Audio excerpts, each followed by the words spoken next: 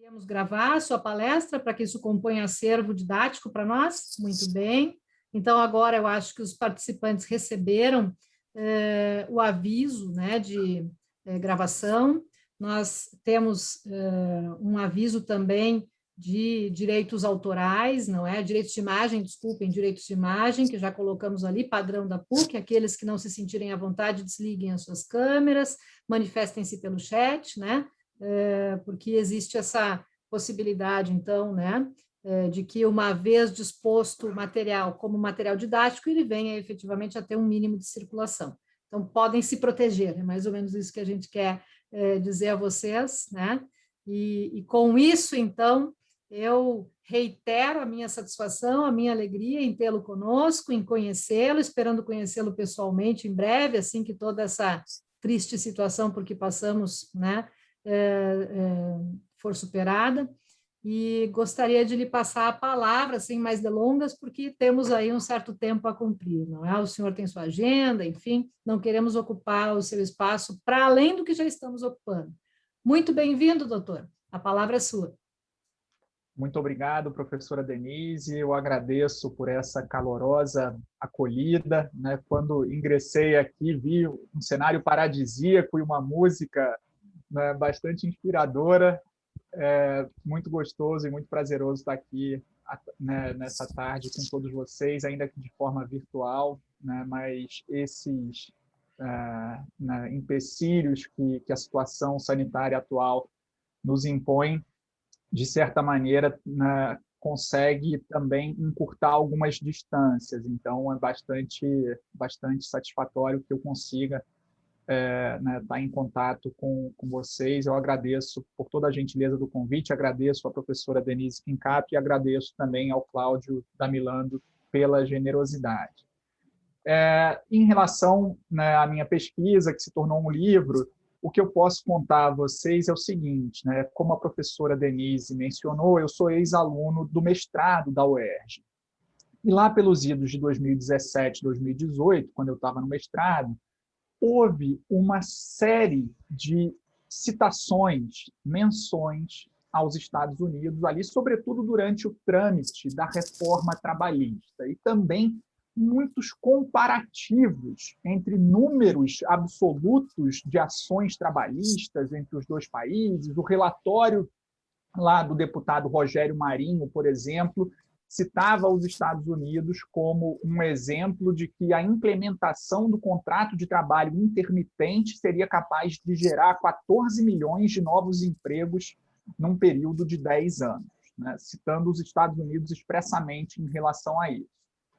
Nós tivemos também, durante o trâmite da reforma trabalhista, um artigo publicado pelo professor José Pastore, né, no Correio Brasiliense, intitulado Brasil campeão de ações trabalhistas, e citando que os Estados Unidos teriam 110 mil novas ações trabalhistas por ano, enquanto o Brasil teria 4 milhões. Né? Então, eu comecei a ter muita curiosidade a respeito de tudo isso. Vou falar depois sobre esse mito dos 98% das reclamações trabalhistas do mundo, mas eu passei a ter muita curiosidade, né, a respeito dos Estados Unidos e, né, passei a querer pesquisar né, de forma comparativa os nossos sistemas de relações de trabalho. E cursei a matéria do professor Cássio Casagrande, na época, professor da UF, né, e um professor que pesquisa muito nos Estados Unidos, me ajudou muito, e fui aceito lá na Harvard Law School, né, e permaneci como pesquisador visitante por 1 ano e meio. Né? Fiquei de janeiro de 2019 até junho de 2020. Confesso que retornei um pouquinho antes, retornei para o Brasil no final de março de 2020, em virtude, né, da pandemia de Covid-19, né, momento em que aeroportos estavam sendo fechados, tudo, então decidi retornar, e os últimos 3 meses fiquei à distância, mas ainda vinculado lá à universidade. Né, e com isso pude fazer a pesquisa, né, do que se tornou a minha dissertação de mestrado e cuja versão comercial foi publicada como livro. E quanto ao sistema jurídico dos Estados Unidos, né, quanto ao sistema jurídico trabalhista dos Estados Unidos, a primeira observação que eu costumo fazer é o seguinte: eles se baseiam eminentemente num sistema de precedentes. Então, se eu indago a um jurista americano, os sindicatos, os organizadores sindicais, eles podem deflagrar uma campanha de organização sindical e distribuir panfletos dentro do estacionamento de propriedade do empregador, né? Eles podem, durante o horário e local de trabalho, fazerem campanha de organização sindical. O jurista americano, ele geralmente responde citando um precedente. Ele vai falar, olha, a Suprema Corte, no caso X versus Y, decidiu dessa forma. Então, né, eu vi também comparativos em relação a números de leis trabalhistas entre Brasil e Estados Unidos. Não há, primeiro, como comparar números de leis trabalhistas, e é uma comparação, de certa forma, inócua, né, se nós estamos falando de um país que segue predominantemente um sistema de precedentes, né, em que o direito jurisprudencial serve como uma fonte primária, né, como uma fonte principal mesmo para o direito, e isso se dá naturalmente pela tradição jurídica mesmo da common law. Mas quando nós falamos dos Estados Unidos, há sempre tantas particularidades regionais, porque, diferentemente do Brasil, os Estados Unidos formaram uma federação por agregação. Aqui, enquanto nós tínhamos um Estado unitário e centralizador de poder no passado, uma colônia pertencente à coroa portuguesa, né, nos Estados Unidos, a Federação Norte-Americana foi formada pela agregação de 13 ex-colônias, 13 estados recém-declarados independentes, que se reuniram inicialmente sob a forma de uma confederação e, mais adiante, sob a forma de uma federação. E isso se reflete nos nossos sistemas trabalhistas, porque, enquanto no Brasil o direito do trabalho e também o processo do trabalho, o processo civil e do trabalho, permanecem como matérias de competência legislativa exclusiva da União, nos Estados Unidos, os entes federativos estaduais, eles ainda guardam uma ampla competência legislativa em várias matérias, inclusive em direito do trabalho, sobretudo no direito individual do trabalho. Mas não faz muito sentido, então, nós compararmos leis trabalhistas, porque nos Estados Unidos há uma grande diversidade entre os estados, né? E eu falei que eles seguem predominantemente um sistema de common law. Mas eu posso mencionar, por exemplo, que o estado de Louisiana, um estado no sul dos Estados Unidos, segue predominantemente um sistema de civil law em virtude da sua origem francesa. Eu posso dizer que os Estados Unidos, em regra, adotam um sistema de employment at will, que é a manutenção dos vínculos de emprego por liberalidade de vontade das partes. Mas o estado de Montana, por exemplo, tem uma lei que proíbe dispensa sem justa causa. E os estados podem também, na sua autonomia organizacional, os estados podem delegar poderes aos entes locais também de governo, aos condados, às cidades. Então, a cidade de Nova York, por exemplo, acabou de aprovar uma lei em que fica vedada a dispensa sem justa causa de trabalhadores no setor de fast food. Então, existem muitas particularidades regionais quando a gente fala dos Estados Unidos de forma genérica, muitas vezes, em relação a questões trabalhistas, muitas vezes a gente corre o risco de flagrantes equívocos, porque sempre vai haver uma exceção. Mas lá na Califórnia, em Los Angeles, tem lei de adicional de insalubridade para os trabalhadores da linha de frente em supermercados e farmácias agora, durante o período de pandemia. Se eu falar, por exemplo, nos Estados Unidos não tem aviso prévio, não tem 13º, esses argumentos que são muito utilizados aqui e reproduzidos com grande frequência. Esses argumentos têm grandes chances de equívocos. Não tem aviso prévio, por exemplo, existe uma lei federal que prevê uma espécie de aviso prévio para dispensas coletivas, em relação a questões referentes a dispensas coletivas. Existe um precedente da Suprema Corte dos Estados Unidos entendendo que, num ambiente sindicalizado, se é feita uma dispensa em massa para que determinado setor seja integralmente terceirizado, né, essa dispensa em massa depende de prévia negociação coletiva. Existe precedente expresso da Suprema Corte nesse sentido.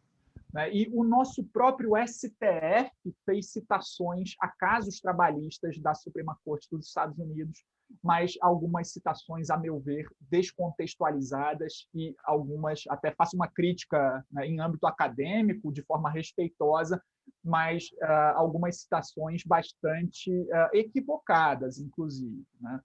E eu até publiquei um artigo sobre o caso Janus, né, que é um caso sobre direito coletivo, né, em que as citações feitas no STF veem os Estados Unidos como um grande paraíso da liberdade contratual, né, um grande paraíso da liberdade sindical, e eu posso dizer que não é muito bem assim. Nos Estados Unidos, em relação a questões de financiamento sindical, quando um sindicato é reconhecido como representante de uma unidade apropriada de negociação, existem 23 estados que permitem a celebração de normas coletivas com cláusulas prevendo pagamento compulsório de contribuições assistenciais. O sistema sindical deles é muito interessante, eu passei até a me interessar bastante sobre direito coletivo do trabalho lá, porque é um sistema com bases estruturantes muito diferentes da nossa. A sindicalização nos Estados Unidos, ela ocorre por o que eles chamam de unidade apropriada de negociação. A principal lei de direito coletivo do trabalho nos Estados Unidos é o National Labor Relations Act, né? A sigla é NLRA, né? Quem tiver curiosidade de pesquisar, e a seção 9, né, do National Labor Relations Act prevê que a sindicalização se dá por unidade apropriada de negociação. É, de certa forma, um sindicalismo de empresa. Empresa por empresa, fábrica por fábrica, são deflagradas campanhas de organização sindical.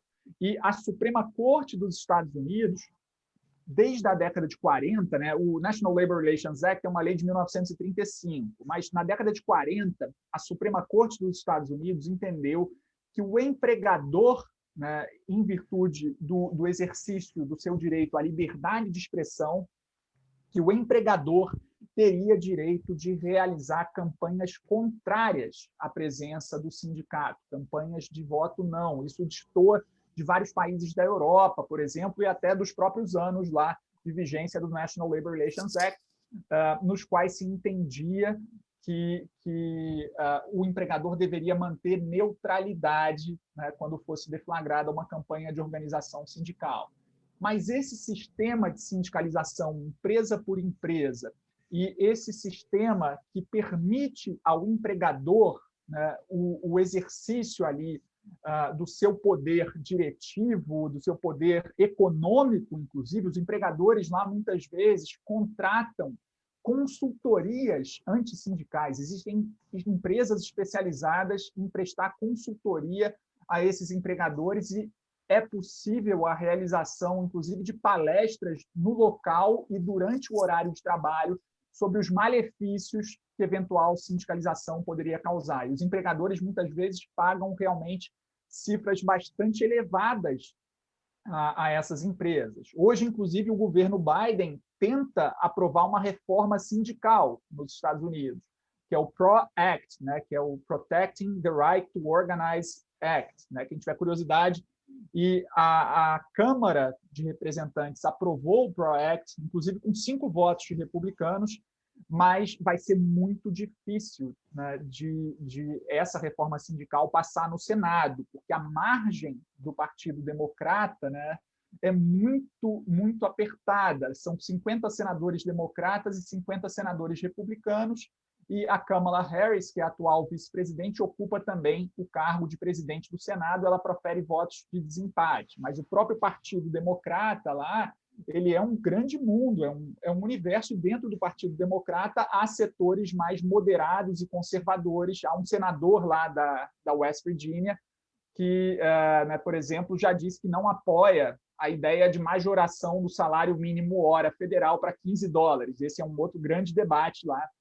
E esse senador fala que, olha, né, nos estados aí de vocês, Nova York, Massachusetts, Califórnia, né, $15 hora é uma coisa, mas no meu estado aqui na West Virginia, é outra, não há condições de majorar esse valor. Mas hoje, até falando já sobre o direito individual, o salário mínimo hora federal nos Estados Unidos é de $7,25, não há uma majoração do salário mínimo hora federal desde 2009, e existe uma grande campanha lá que eles chamam de Fight for 15. Né? Até quem tiver interesse de seguir, até em rede social, né? Eu passei a seguir também essas hashtags, Fight for 15. Tem uma que é sobre escalas de trabalho, né? Em que eles questionam a questão do trabalho intermitente, que é o Fair Work Week. E já há várias leis locais e agora uma lei estadual também com uma regulamentação maior em relação a essas questões de trabalho intermitente, mas o Fight for 15 é um tema bastante debatido atualmente em relação a essa questão do salário mínimo hora. Né? Mas esse sistema de sindicalização, então, empresa por empresa, com a possibilidade do empregador exercer campanha contrária, né, traz muitas dificuldades que os sindicatos tenham êxito nas campanhas de organização. Hoje, os índices de sindicalização no setor privado dos Estados Unidos são índices muito baixos, são 6% no setor privado e a sindicalização é forte no setor público, onde 33% são sindicalizados. A média geral do país é 10% a 11%. Isso significa que existem poucos sindicatos nos Estados Unidos? Né? Essa foi uma afirmação corriqueiramente feita aqui durante o trâmite da reforma trabalhista. E isso não significa que existem poucos sindicatos nos Estados Unidos. Muito pelo contrário, porque esse sistema de sindicalização, fábrica por fábrica, empresa por empresa, faz com que se multipliquem as ramificações locais dos sindicatos. Então, os alunos de pós-graduação lá da Faculdade de Direito de Harvard, eles tinham um sindicato porque a National Labor Relations Board, que é a agência administrativa que lida com os conflitos de organização sindical e engajamento coletivo, entendeu que esses estudantes que recebem bolsas porque trabalham como assistentes de ensino e assistentes de pesquisa, eles devem ser considerados como empregados para fins de aplicação do National Labor Relations Act. E os estudantes lá de Harvard, eles se reuniram e se filiaram ao United Automobile Workers, que é o UAW, né? UAW, né? Quem tiver curiosidade de pesquisar sobre esse sindicato. E eles, por exemplo, abriram a ramificação local número 5.180 desse sindicato, que é o Sindicato da Indústria Automobilística. Eles se filiaram a esse grande sindicato. Muitas vezes é interessante se filiar a um grande sindicato e ter uma ramificação local de um grande sindicato desses, porque os sindicatos lá eles se organizam, eles têm fundos de greve, inclusive para que haja apoio mútuo, né? Se um determinado grupo está em greve num local, as contribuições que são pagas por trabalhadores em outros ambientes sindicalizados acabam se destinando também ao custeio desse fundo. Mas uma realidade bastante diferente da nossa. Até recomendo, quem ainda não assistiu, recomendo que assista ao filme American Factory, né? Indústria Americana. É um filme que está disponível na Netflix, né? Um filme de um casal de diretores, né? O filme ganhou o Oscar de melhor documentário em 2019. Eles começaram a filmar uma fábrica de vidros automotivos que pertencia a uma empresa chinesa em Ohio, né? Ali perto de Michigan, perto de Detroit, né? Que é o cinturão da indústria automobilística. E esse casal de diretores, eles começaram a filmar sem saber o que iria acontecer dentro daquela fábrica. Eles estavam interessados nas questões de diversidade cultural, né, americanos dentro de uma empresa chinesa, como que se dá essa dinâmica das relações de trabalho, né, dentro de um ambiente de possível choque cultural. Mas o que foi interessante foi que houve uma campanha de organização sindical lá e o empregador, inclusive, contratou essas empresas né, que fazem campanhas antissindicais. E o filme acaba mostrando isso. Também não vou falar muito aqui para não dar spoiler sobre o filme, mas é um filme que vale a pena ser assistido. Né? E falando um pouquinho de direito individual, também a gente não tem tanto tempo, então vou falar um pouquinho de direito individual. O que eu posso dizer é que existem, né, alguns mitos aqui também, eu passei a chamar de o mito da liberdade contratual irrestrita. Né? Patrões e empregados nos Estados Unidos podem pactuar o que bem entenderem? Certamente não. Né? Vou citar, por exemplo, um aspecto em que a legislação federal mesmo dos Estados Unidos é bastante mais protetiva e até mesmo efetiva do que a nossa, né? A principal lei sobre direito individual do trabalho na esfera federal dos Estados Unidos é o Fair Labor Standards Act, né? A sigla é FLSA, é uma lei de 1938, já teve várias reformas ao seu texto durante a história, mas desde o advento dessa lei, a jornada de trabalho nos Estados Unidos obedece ao módulo semanal de 40 horas.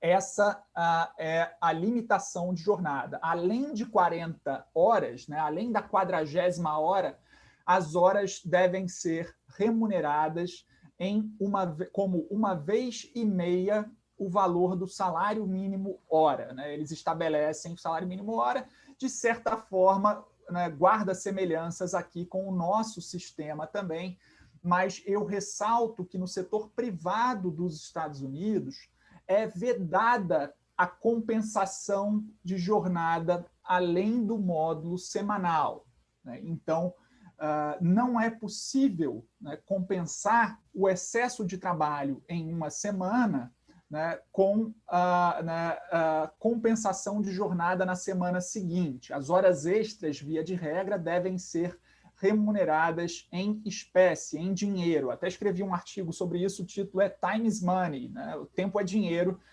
e essa é uma regra certamente muito mais protetiva do que a nossa, porque se nós formos analisar aqui o nosso artigo 59 da CLT, sobretudo depois do advento da reforma trabalhista, o artigo 59 da CLT realmente traz muita flexibilidade para a compensação de jornada. Por acordo individual tácito, né, se a compensação for até um mês, por acordo individual escrito, banco de horas em até 6 meses, né? E se houver norma coletiva, banco de horas para compensação por até 1 ano. Então, essas questões de prorrogação de jornada e de compensação de jornada têm uma disciplina bem mais, e esse é um ponto crucial do direito do trabalho, tanto aqui como lá, há uma disciplina realmente bastante protetiva nos Estados Unidos, inclusive na esfera federal. E eles tratam essas questões de sonegação de pagamento de horas extras e de pagamento de salário mínimo hora, eles tratam isso como wage theft, né? O roubo, eles chamam, a tradução literal é o roubo de salário. E existem estados, por exemplo, em que o wage theft, né, não pagar horas extras e não pagar o salário mínimo hora exigido por lei, essas práticas têm sanções criminais, até em um estado. Por exemplo, Minnesota é um estado que tem lei prevendo sanção criminal, não só na esfera administrativa e na esfera civil, trabalhista, mas também na esfera criminal, os empregadores podem estar sujeitos a determinadas sanções.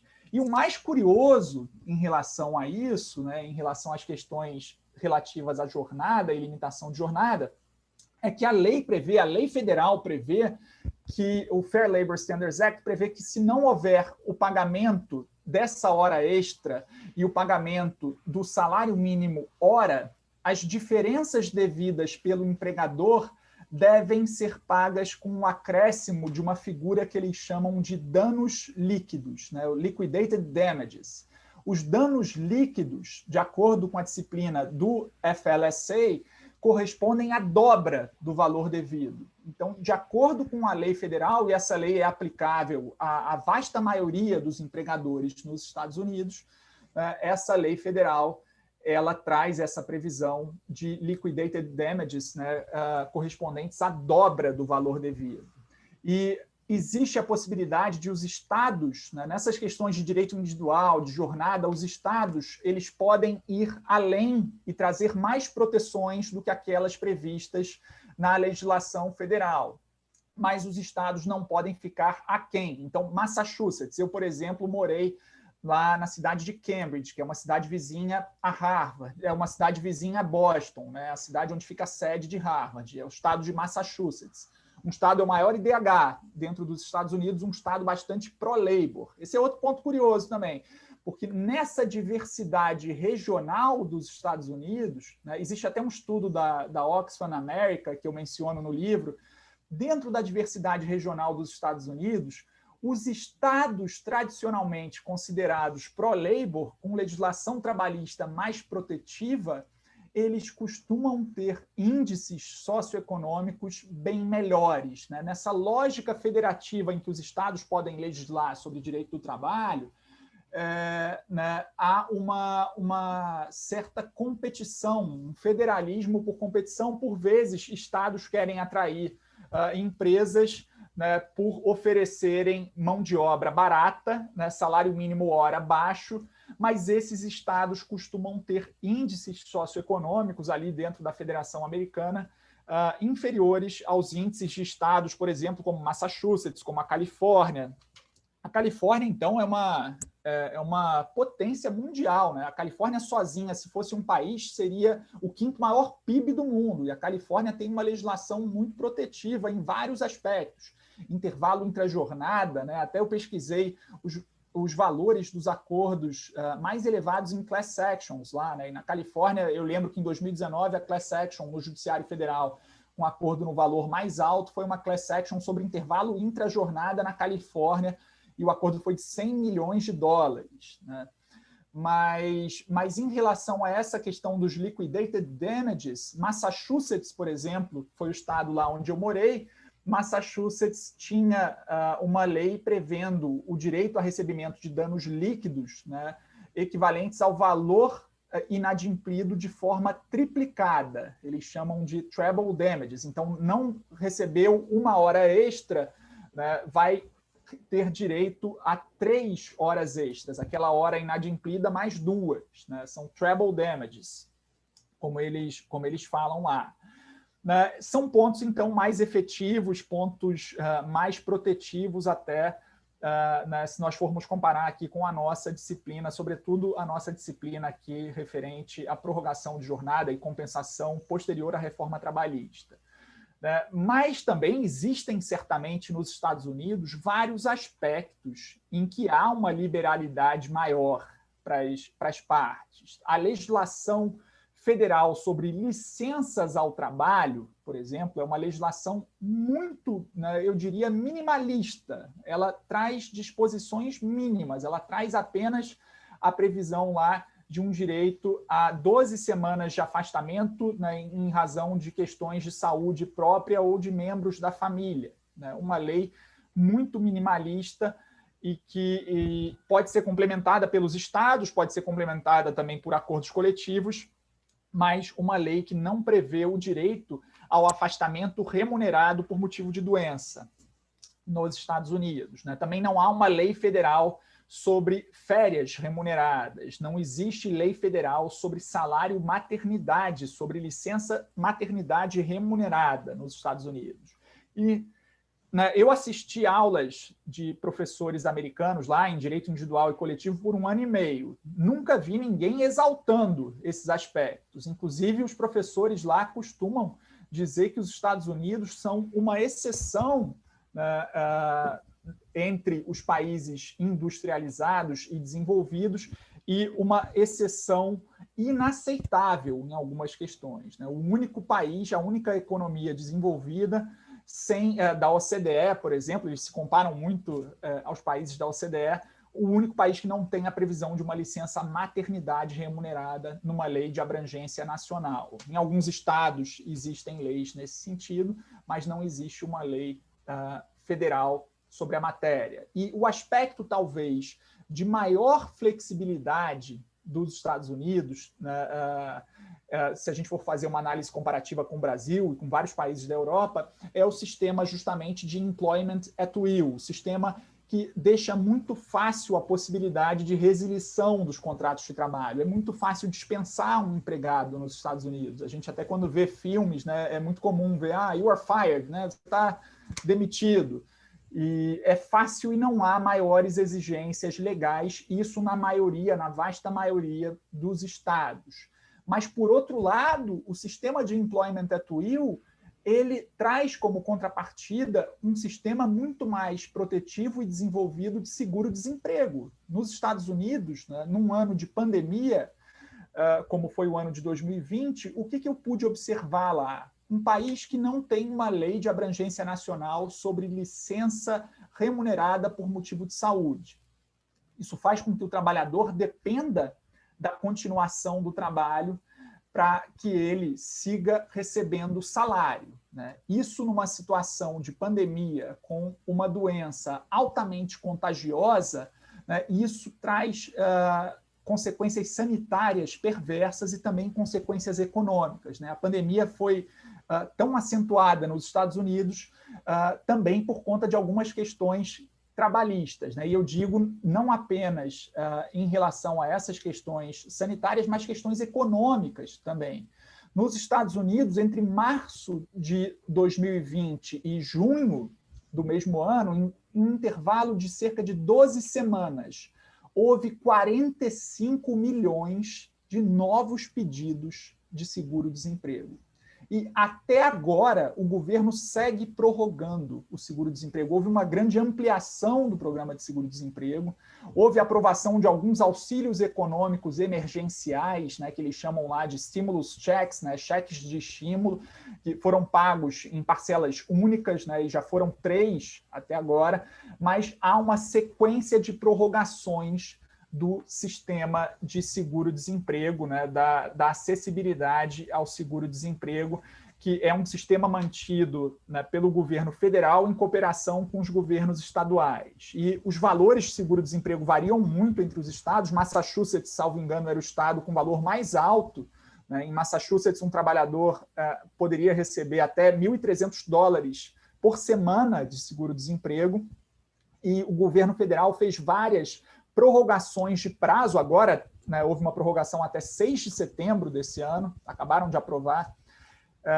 e também houve uma majoração de valores. Além dos valores pagos pelo Estado, o governo federal colocou mais dinheiro e o governo federal jorrou dinheiro mesmo no sistema de seguro-desemprego, né? Mas vejam, um sistema de employment at will, né, com a ausência de maiores proteções, a manutenção dos vínculos de emprego, ele, por outro lado, tem como contrapartida um sistema de seguro-desemprego bastante mais desenvolvido do que o nosso. Os americanos se queixam dos valores lá de seguro-desemprego, mas se a gente for comparar com o nosso sistema aqui, o sistema deles é muito mais abrangente e é um sistema custeado através de tributação em folha de pagamento. A regra é que sejam 6% ali, contribuições exclusivamente dos empregadores. A gente pode, eventualmente, nas perguntas de vocês, debater mais algumas dessas questões, mas só para eu encerrar aqui a minha fala, eu queria abordar a questão da litigância trabalhista, né? Eu falei lá no início que houve muitas comparações entre números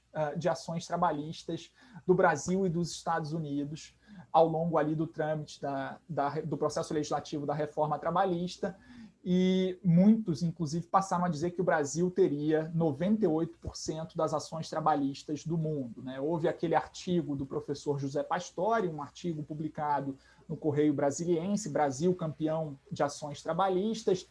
Depois, o ministro Luiz Roberto Barroso, né, ministro do STF, ele, numa palestra no Reino Unido, ele disse que né, algo está errado porque o Brasil sozinho tem 98% das reclamações trabalhistas do mundo. Essa afirmação do ministro Barroso constou de um dos principais documentos da reforma trabalhista no Senado, do parecer do senador Ricardo Ferraço, e essa informação passou a ser multiplicada e veiculada por redes sociais, economistas veicularam. Eu até tenho um capítulo lá da dissertação e do livro que ficou sendo esse mito dos 98% das reclamações trabalhistas do mundo, né? Quando o gabinete do ministro Barroso foi questionado sobre a origem dessa informação, o ministro Barroso esclareceu que ele havia obtido essa informação na entrevista do empresário Flávio Rocha, né, o empresário lá das lojas Riachuelo, uma entrevista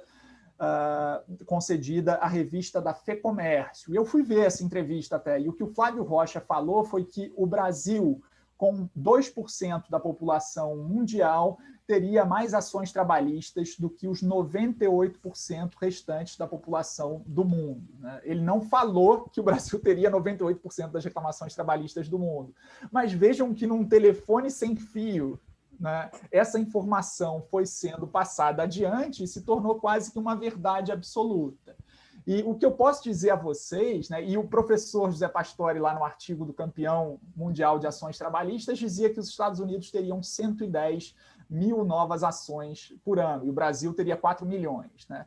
Primeiro equívoco, Brasil, 4 milhões. Esse número eles retiram lá do relatório Justiça em Números, aquele relatório do CNJ, também tem o relatório geral da Justiça do Trabalho, né? Mas esse número de 4 milhões, ele engloba os processos novos perante as varas do trabalho, mas também perante os TRTs e TST. E o que acontece? Esses processos novos perante os TRTs e o TST, eles não são processos propriamente novos na Justiça do Trabalho, né? Eles são recursos, eles são basicamente recursos, então a gente precisaria desconsiderar esses números para uma análise mais precisa da litigância trabalhista no Brasil.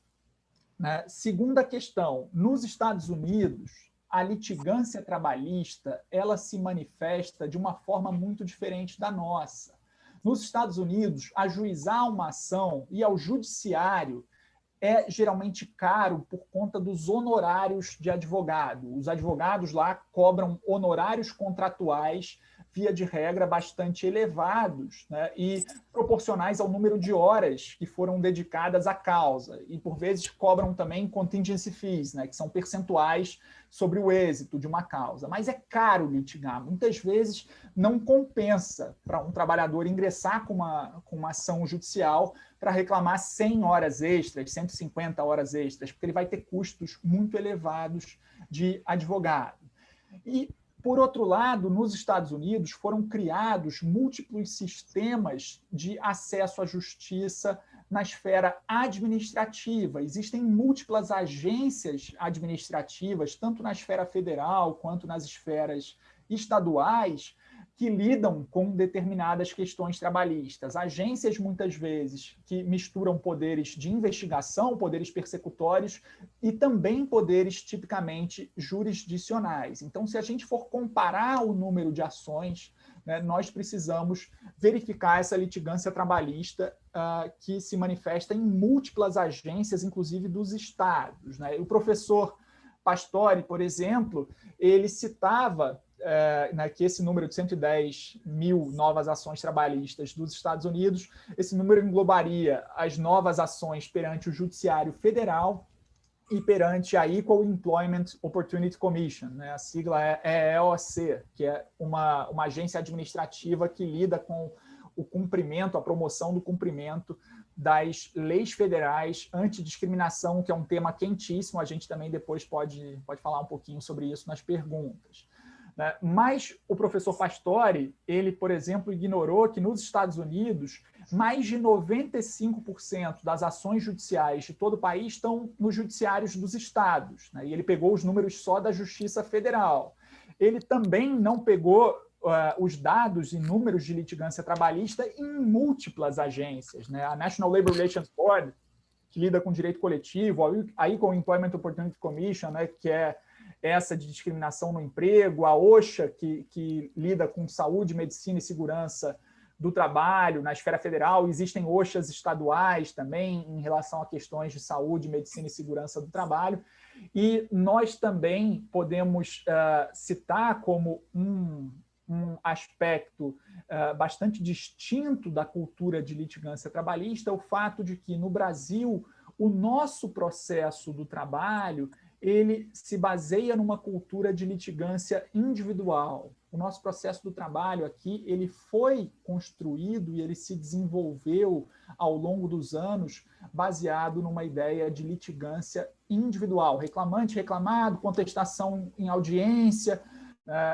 Nós não temos uma cultura, diferentemente do que acontece nos Estados Unidos, uma cultura de litigância coletiva. Se lá é muito caro litigar judicialmente por conta dos honorários de advogado, eles têm as class actions, essas ações coletivas em que, por vezes, 2, 3 ou 4 empregados podem representar um grupo bastante numeroso de empregados. Houve uma causa sobre discriminação no emprego em que 3 mulheres representavam um grupo de 1,5 milhão de mulheres empregadas do Walmart. Esse caso chegou até a Suprema Corte dos Estados Unidos, né? Mas é só um exemplo. Esse caso até acabou sendo extinto sem resolução de mérito, porque a Suprema Corte entendeu lá que não havia uma questão comum, que é um requisito lá para o ajuizamento de class action nessas questões.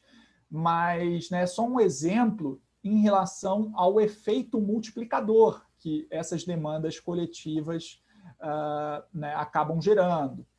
E nós, então, quando formos comparar números absolutos de reclamações trabalhistas, né, a gente precisa levar essas questões em consideração, essa litigância administrativa que existe lá, essa cultura de propositura de demandas coletivas, né? Muitas vezes nós estamos comparando o incomparável, mas de forma bastante tranquila, o que eu posso dizer a vocês, né, é que tanto o Brasil quanto os Estados Unidos possuem altíssimos índices de litigância trabalhista, né? E não apenas trabalhista, mas possuem índices bastante elevados de litigiosidade em várias esferas da vida humana, né? Procurei fazer aqui um apanhado geral, né, trazendo algumas ideias aí sobre direito coletivo, individual e também processo, né, para oferecer, espero que tenha conseguido oferecer algumas informações úteis e relevantes a vocês, e fico, né, completamente à disposição aí para perguntas, para debate, né? Agradeço mais uma vez a vocês.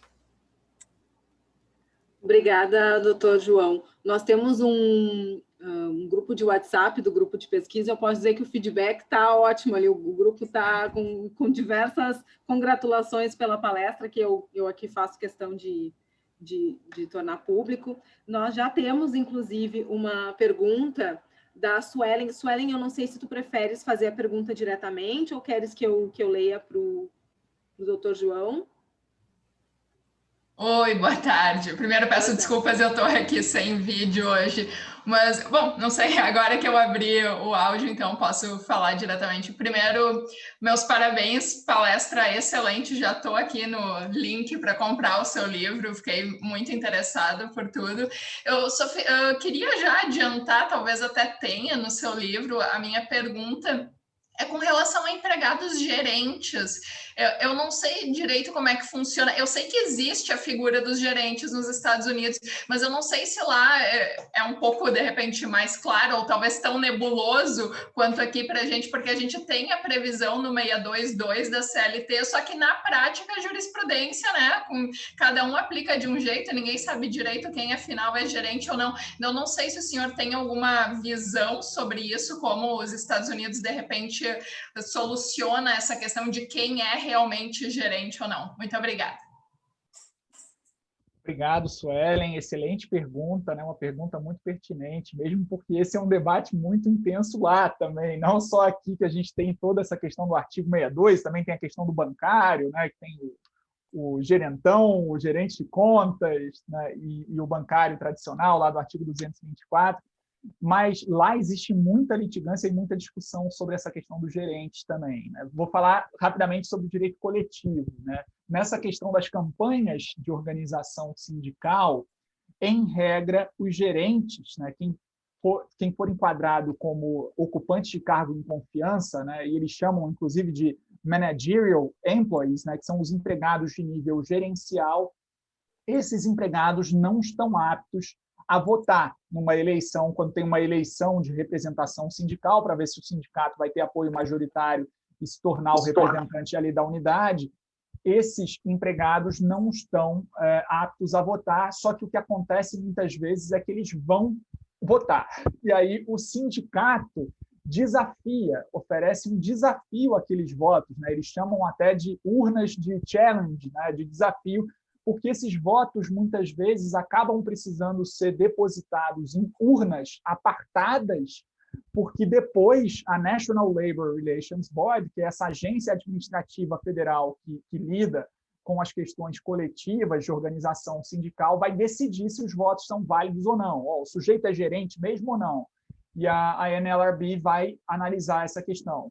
E em relação ao direito individual também, o FLSA, né, essa principal lei federal sobre salário mínimo hora, sobre limitação de jornada, pagamento de horas extras, vedação a trabalho infantil, essa lei traz a figura lá do que eles chamam exempt employees, né, os empregados isentos, que a gente pode fazer uma analogia com o nosso artigo 62. E, a princípio, os empregados isentos de controle de jornada e que não têm direito a recebimento de horas extras são os empregados de nível gerencial, que precisam receber valores fixos, né? Geralmente, muitas vezes, são pagos até por semana ou por quinzena, valores fixos, ou por produção, né? Eles não podem receber por hora de trabalho. Essa é uma condição para que eles se enquadrem como empregados isentos. Mas existe bastante discussão lá sobre o que eles chamam de misclassification, né? A classificação equivocada, quando que um empregado é equivocadamente enquadrado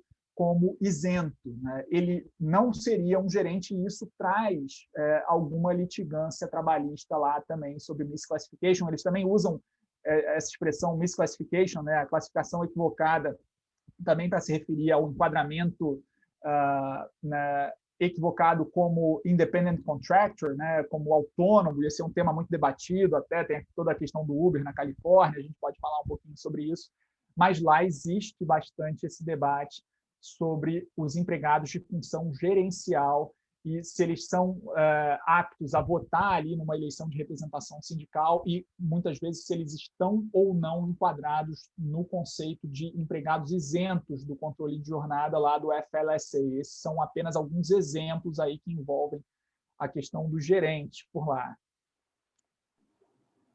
Obrigada, doutor João.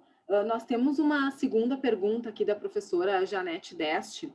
A dúvida da professora é no seguinte sentido: ela queria saber se o senhor tem alguma estimativa de quantos % de trabalhadores atuam em sistema de teletrabalho nos Estados Unidos e se existe nos Estados Unidos demandas específicas com relação a essa temática, né? Nós vemos agora, sobretudo com a pandemia, um aumento dessa modalidade de contrato de trabalho aqui no Brasil, e acredito que a professora tenha o interesse de fazer realmente essa comparação, até para justamente nós podermos prospectar alguma alteração legislativa ou algum entendimento jurisprudencial aqui no Brasil. Olha, pergunta muito boa. Eu, inclusive, agora nas últimas semanas, acabei até escrevendo um artigo sobre isso, né? E é bastante curioso porque essa situação de pandemia, né, que exponencializou o teletrabalho, o trabalho remoto, ao redor do mundo. Nos Estados Unidos, houve agora até um concurso de cidades, né, um concurso para que cidades recebessem condomínios de trabalho remoto, né? Existe agora até um certo êxodo urbano, né? As pessoas estão saindo dos grandes centros urbanos. A cidade de Nova York está deserta, né? Se nós formos ao centro de São Paulo, ao centro do Rio, né, nós vemos também o centro de Porto Alegre, certamente, tudo muito mais vazio, e há um fenômeno demográfico também bastante significativo em relação a essa questão do teletrabalho. Mas, no ambiente trabalhista dos Estados Unidos, a princípio, o teletrabalhador ele não está excluído ali do sistema de limitação de jornada. Eu vejo as empresas nos Estados Unidos, eu até costumo comparar isso com a realidade no Brasil. Muitas vezes, no Brasil, os empregados simplesmente foram enviados para as suas casas, mas o empregado, muitas vezes, precisa ter ali já uma internet de alta velocidade, ele precisa ter um equipamento, um computador adequado para acesso, né, à internet, acesso a reuniões e a sistemas, e ele precisa, muitas vezes, arcar com aquecimento. Lá é caro a conta, muitas vezes, em lugares frios, né, de ar-condicionado ou de aquecimento, são contas bastante altas. Eu sei disso muito bem, que morei lá em Massachusetts, que era um frio danado, e, né, se a gente ficasse em casa o dia inteiro com o aquecedor ligado, isso traz custos, né, e custos bastante elevados. Mas as empresas, eu vejo nos Estados Unidos como uma praxe bastante mais acentuada do que aqui, as empresas oferecendo reembolsos, né, e valores para fazerem frente a esse tipo de despesa. Não vejo isso tanto aqui, e vejo aqui já de forma tímida alguma judicialização. Não tive, na minha experiência profissional, ainda não tive contato, não tive nenhuma reclamação aqui que pedisse. Salvo engano, acho que eu já recebi uma reclamação, pedia reembolso de luz, né, coisas nesse sentido, mas algo, né, ainda bastante incipiente. E não vi também ainda lá um cenário de litigância de forma mais acentuada a respeito dessa matéria. Mas acredito que isso vai vir com tudo nos próximos anos, porque foi uma realidade que eu acho que para muitos acabou vindo para ficar. Muitas empresas, inclusive, passaram a verificar que essa é uma condição, né, para a empresa bastante mais benéfica, uma redução clara de custos com diversas questões. E há benefícios também, né, para os trabalhadores, a meu ver, mas também há muitos malefícios, né? Há dois lados de uma mesma moeda, né, para muitos trabalhadores que, inclusive, né, passaram a ter essa nova realidade de teletrabalho com filhos em casa e, sobretudo, as trabalhadoras, né? As mulheres acabam tendo uma repercussão e acabam tendo consequências bastante drásticas, muitas vezes em virtude das tradições patriarcais mesmo das nossas sociedades. Mas são temas que vão vir bastante quentes aí para os próximos anos, certamente, tanto aqui quanto lá. Obrigada. Cláudio, queres fazer a tua pergunta? Sim. Olá, doutor João, tudo bem? Parabéns pela palestra, obrigado por ter aceitado vir, né? E pronto aí. Obrigado, Cláudio. Me chamem de você, por favor. Tá bem. Eu gostaria de ouvir um pouquinho do senhor sobre, em especial, o professor Cássio Casagrande escreveu um artigo, né, na época da reforma trabalhista, né, o que as strippers norte-americanas têm a ensinar ao direito brasileiro, né, que é com relação ao limite da terceirização ou não, né, e fazendo um paralelo com a teoria do joint employment que o senhor tem ali num dos capítulos do seu livro, né. O joint employment, né, é um tema bastante interessante. Quando eu falo de assuntos, né, e temas que são mais protetivos e mais efetivos do direito do trabalho nos Estados Unidos, né, numa análise comparativa aqui com o nosso direito do trabalho, certamente joint employment é uma dessas matérias, né?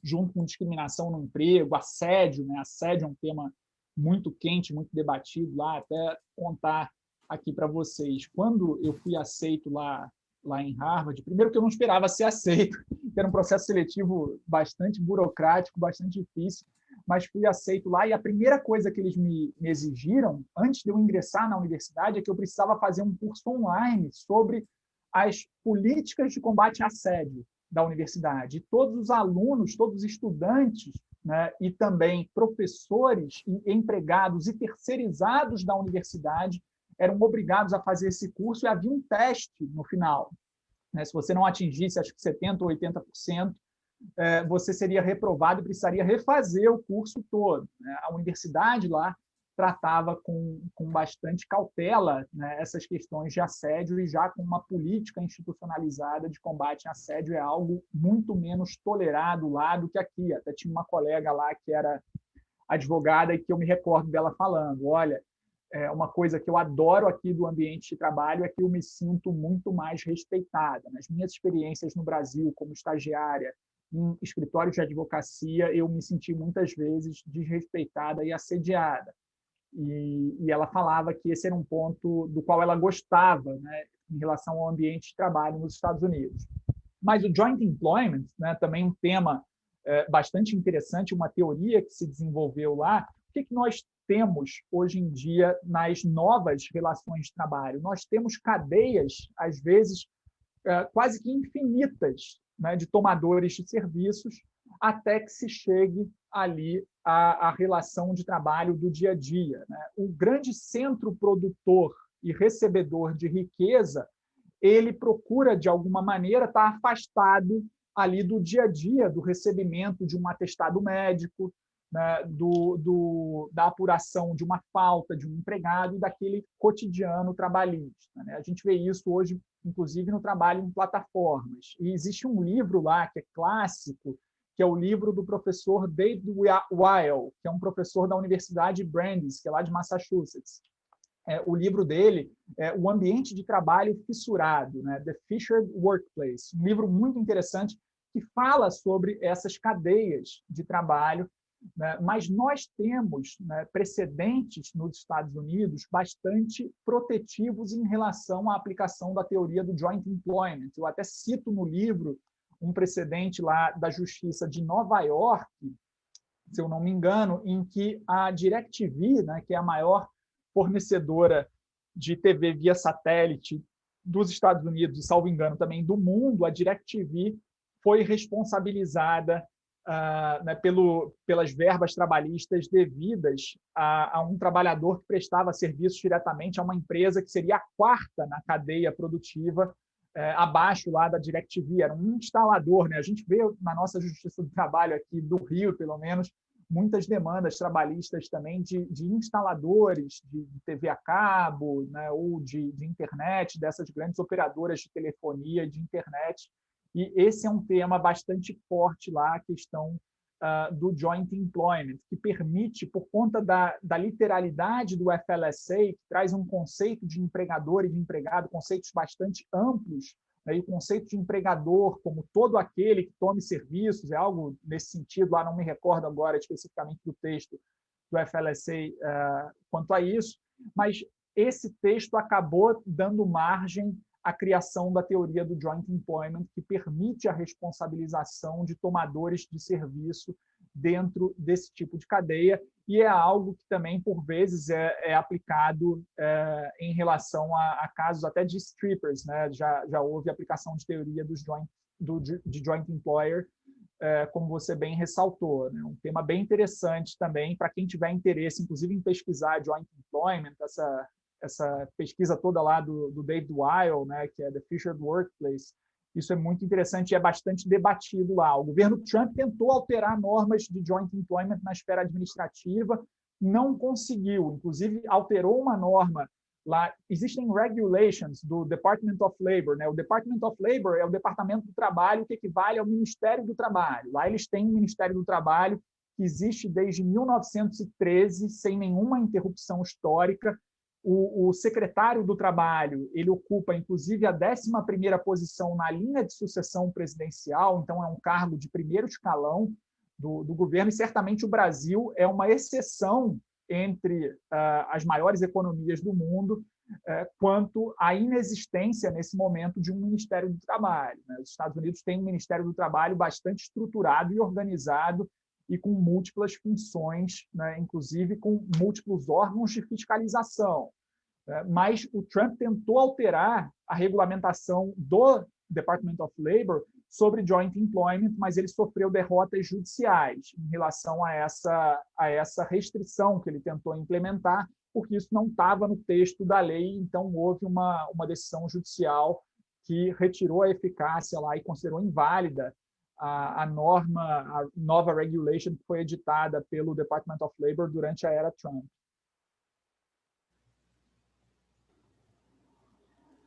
Bom, muito obrigada, doutor João. Pessoal, eu acho que para nós não nos estendermos muito no tempo, nós temos que considerar que nosso palestrante também deve ter compromissos, eu vou encerrar. Eu peço que, se alguém mais tiver alguma pergunta, pode dirigi-la diretamente para mim, e depois, qualquer coisa, eu entro em contato, nós entramos em contato com o doutor João para que ela seja respondida, e vou pedir ao doutor que, se possível, também nos encaminhe as referências dos seus artigos, porque nós já tivemos aqui o pessoal no chat interessado em fazer a leitura, então, para facilitar que eles possam encontrar o material. Eu, novamente, então, eu reitero o meu agradecimento pelo aceite do convite, certamente engrandeceu em muito o nosso primeiro encontro do ano de 2021, e tenho certeza que o pessoal depois vai pedir um bis dessa palestra. Podemos, de repente, pensar em algum tema específico. O senhor falou das relações uberizadas, isso é uma coisa que a gente discute muito no grupo, talvez seja bem interessante fazer esse paralelo. Então, eu gostaria de agradecer a todos pela presença, convidá-los para daqui a 15 dias voltarmos a nos reunir. Não sei se o doutor João quer fazer algum agradecimento final, alguma exposição final. Eu agradeço a Amália, ao Cláudio, à professora Denise, né? Foi um prazer estar aqui com vocês. E, né, me chamem, por favor, de João, de você, né? Nós somos todos aí É a força do pesquisadores. hábito. Agradeço, inclusive, aqui em nome da UERJ. Nós temos um grupo de pesquisa aqui, que é o Laboratório UERJ de Trabalho e Previdência, né, que é o UERJ Labuta. A gente tem até um site também lá do Labuta. Eu coloquei aqui os meus contatos de e-mail também e redes sociais. Fiquem à vontade para entrar em contato. Vai ser sempre um prazer debater e trocar algumas ideias, né? Eu sempre terei realmente uma grande satisfação em responder perguntas. Tudo obrigado pelos comentários tão gentis e elogiosos. Eu espero ter contribuído aí com algumas informações úteis e relevantes para vocês nessa tarde de sexta-feira. Desejo um ótimo final de semana a todos, né, e muito obrigado pelo convite. Muito obrigado, doutor João. Então, pessoal, eu agradeço e a gente se reúne nos próximos 15 dias. Então, vamos todos agradecer então ao doutor João e a gente então se conversa. Depois nós vamos editar o vídeo dessa palestra e nós vamos disponibilizar então no nosso canal do YouTube. Mandamos para o doutor João também, caso ele tenha interesse em depois disponibilizar esse material para os demais. Certo? Vou agradecer e vou então encerrar nossa reunião aqui. Uma boa tarde para vocês e um bom final de semana.